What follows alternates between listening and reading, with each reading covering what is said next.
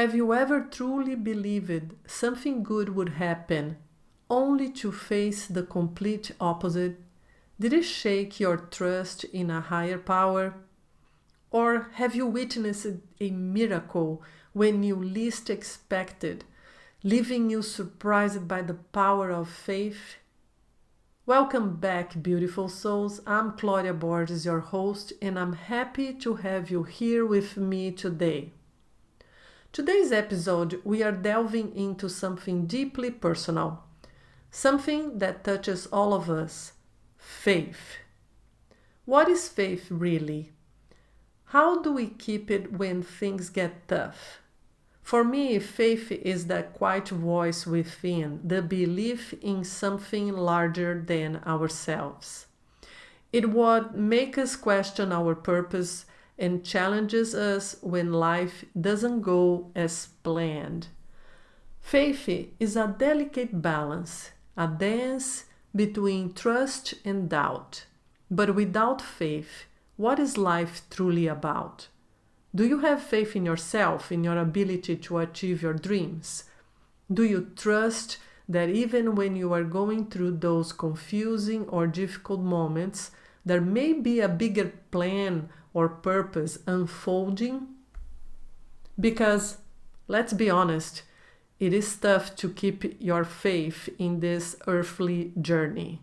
In my own journey as an energy healer, there were moments when my faith was truly tested. Let me share two experiences that profoundly shaped my understanding of faith and healing. In the last episode, I shared the story of a beloved client I called Daniel.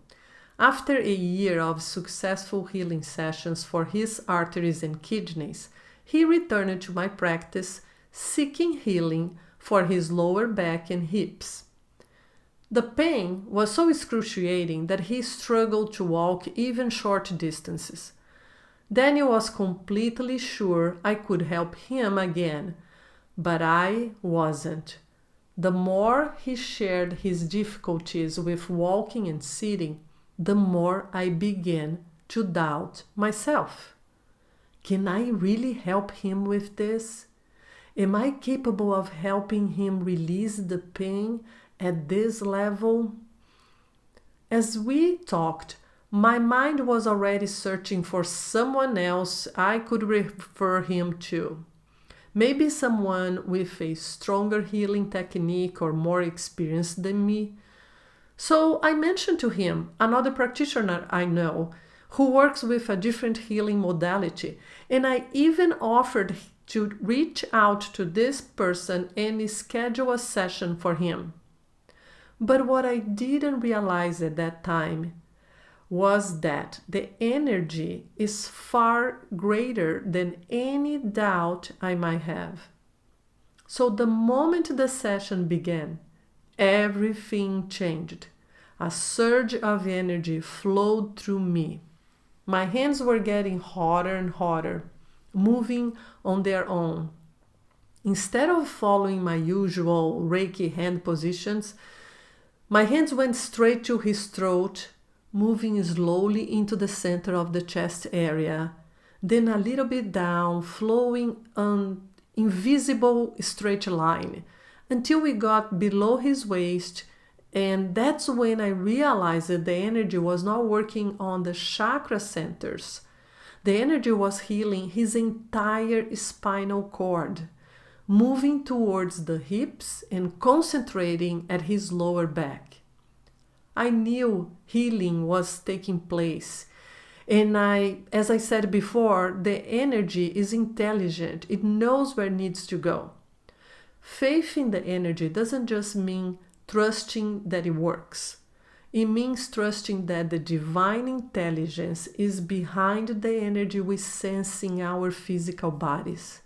And the frequency or intensity we feel and where it goes, it is for our highest good, even when our human minds can't understand the process or see the immediate results. The healing is taking place. The session ended, leaving both of us overwhelmed with emotion. He could sense the energy flowing in his entire back and hips. He was already feeling better and lighter. But part of me wondered, what happened to me? Where was the faith in the energy in myself? Energy healers are channels or conduits for the energy to pass through. It is not about us, human beings. If we show up, the energy will pass through us and the healing will happen. So that night, I asked my guides for a sign, and the next morning, I received it. Daniel messaged me saying, "Hi Claudia, I woke up feeling no pain in my lower back and hips. No need to schedule with your friend. I think you should know that sometimes we just need reassurance." Daniel had faith in me, even when I questioned myself and the power of energy healing. That was my sign, a powerful reminder that the healing that flows through me comes from something far greater than myself. We healers just have to allow the energy to flow with an open heart and be present. Now, what happens when you get lost in the healing process and are chasing to heal symptoms instead of looking to heal the root cause?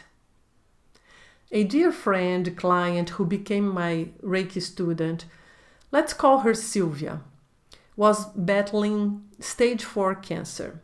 For months, her intention in every session was to fully restore her health, multiply the good cells and release the bad ones.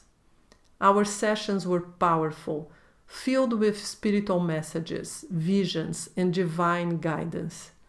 But as her medical treatments progressed, she started having lots of side effects, and her focus shifted from healing her body from the cancer to relief from these side effects of the medication. Every week, we were focusing on a different side effect. Slowly, the visions and messages stopped coming, and we didn't know why. One day, she arrived for a session, worried about her weakened immune system. I was shocked. How could it not be improving? She had been receiving Reiki for 10 months. Reiki is known to strengthen the immune system, so why it wasn't working? Am I doing something wrong?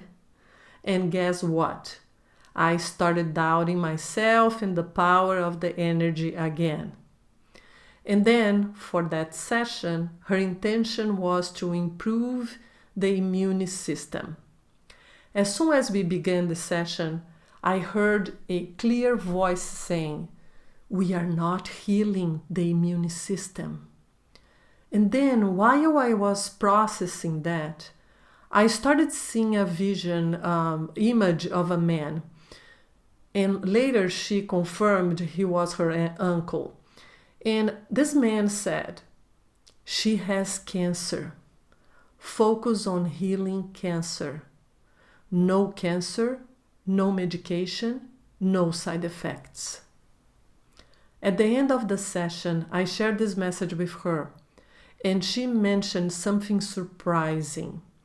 One of her doctors had once told her that a possible cause of her cancer was her lifelong struggle with a weak immune system. So there was nothing wrong with me and with the Reiki energy. We had lost focus. We were chasing symptoms instead of addressing the root cause. Thankfully, her spirit guides were there, gently guide us back on track.